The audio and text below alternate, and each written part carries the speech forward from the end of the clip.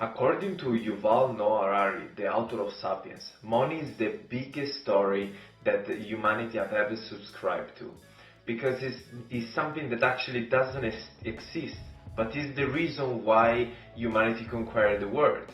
Not money itself, but the story behind it. Like religion, for instance. Because everyone has a strong propensity to be pursued by the best story. Not the right answer, not the correct answer, the best stories always wins. These stories allowed Homo sapiens to really be the first animal on Earth capable of cooperating on the hugest scales ever. And that's the reason why we're here today. On a more personal scale, everyone has a different relationship with money. But why is this so complicated? Morgan Housel, the author of Psychology of Money, once said, "I think that the wealthiest I ever actually felt in my life is when I had $5,000 in my bank."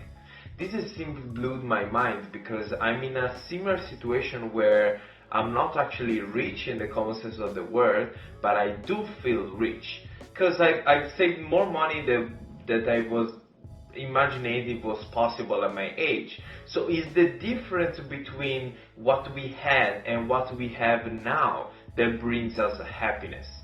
But why all this nonsense? There is a system that we can put, we can graphically understand all the phases and all these nuances about money and our relationship with money. Well, yeah, there is one. It's not my idea. It came from the brilliant mind of Lawrence Yeo, the author of More to That, one of my favorite blogs out there. It's just amazing. It covers so many different topics that I will need a part video just to describe it completely. So just check it out, trust me. The Money is the Megaphone of Identity, which is a simply masterpiece. It's the best blog post you can find out there about money, in my humble opinion. He described these nuances and he proposed the idea of a money spectrum. Is to take all these nuances about our relationship with money and put in a concrete model that we can all understand. This is going to be a series of 3 videos where I'm gonna talk about and distill all these concepts and specifically talk about one phases by one of this money spectrum that Lawrence identified, to help you understand where you are on the spectrum and why. Remember that my goal is not to satisfy you with a few minutes resume video. My goal is to encourage you enough to make you actually read yourself Lawrence's work. And this is my biggest goal, is stimulate you to make you read the piece yourself, because reading is the best way to absorb any concept. So a video can be a good introduction, but it's not the end of the work. So please do the work yourself. You won't regret it. I will leave a link in the description. So I hope you make yourself the effort and you make your opinion about it. Then if you want, you can of course leave me a comment and we can discuss about it, but first read the piece yourself, because it's really worth it. On this channel we read, we share insights, but then we study deeply our own, and we do the effort ourselves intentionally. So please do it yourself. Okay, let's move it over.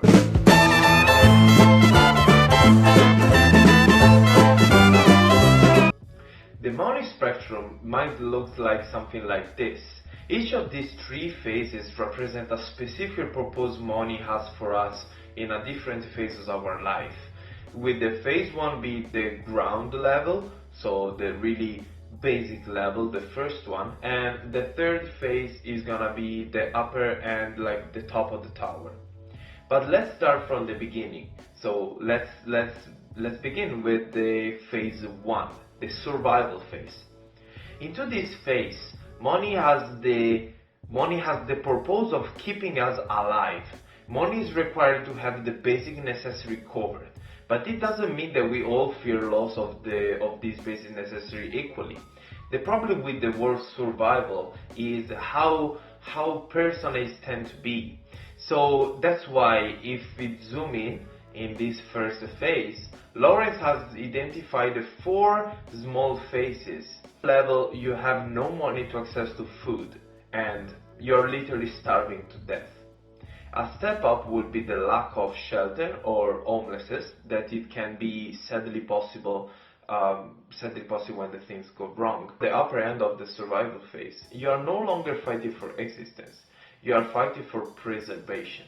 These phases are the basic necessary and the some saving one, where you want the flow of money to be predictable, something you can count on every few weeks to sustain the level of basic necessary you need. A job, for example, provides this kind of security.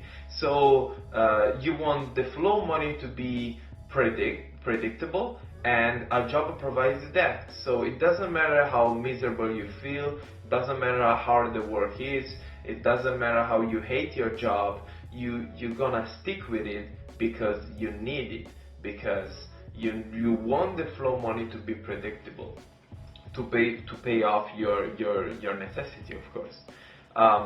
At this point, you're well past the starving at that phase and the homelessness phase, but you're still active. You could like slide down from the spectrum at any moment. This is because when you are in a survival mindset, you will always feel that you barely all what you need. And no matter if it's 1,000 years that you have saved or 100,000 years you have saved, it will be never enough. And you will never understand that toward the upper end of this phase, this mind is all about mindset, is that in reality. So this feeling that you barely need what you need is just in your mind, in your imagination, and is not actually the reality, because you are well past the homelessness and starving at that phase. And this reminds me a really famous quote by Seneca that said, and I quote, "We suffer more often in imagination than in reality." You want to live, but do you know how to live? You're scared of dying, but tell me, is the kind of life you lead really any different to being dead? I know, it's tough. This can due to your parents' condition, where you grew up from, your environment, or any other number of reasons. But the longer you view money as a survival, a means for survival, the less willing you will be to take the risk necessary required to have a fulfilling life.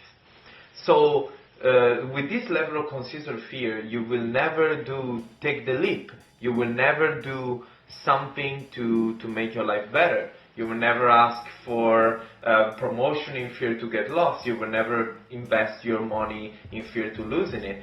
You will never move abroad in fear of uncertainty.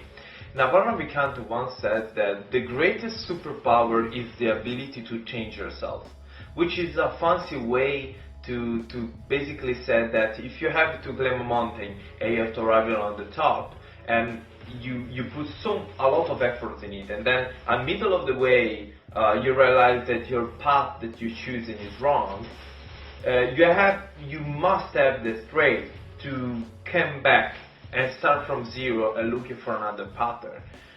This is one of the things that I think is the hardest thing to do in life, because admit that you're wrong and restart from zero and basically throw away all the effort that you made is actually something really, really difficult.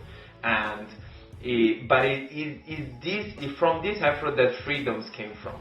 So the key to shifting from this survival phase to the next phase is to understand that you have enough. Enough means that you hold what you need. You have your basic necessary covered. And I think from my own experience that the fact to track your expenses and have data about who you are and how much you spend to living a life that you like, and what you really care, what are your values. And you know, a new car is really what you want? Is a new watch what really what it makes value for you? Or is just a side and you can use that money for something else? Or maybe go to the restaurant with your spouse is better than have a new watch, or this kind of stuff. And this awareness of who you are and the value that you embody is the fundamental leap to take to understand that you have enough. And enough means also that you will start to understand that money is a resource you own and not the other way around. So in reality, it's just a tool that you use to achieve something else and not the goal itself. And it's actually a megaphone that can amplify the value that you already exposed.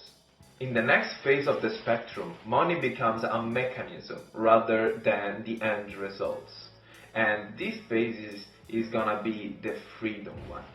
So stay with me even in the next video if you like this one. I hope this video will helpful for you as much as it was for me. I would really love to know your opinion in the comments, and once again, really thank you for your attention.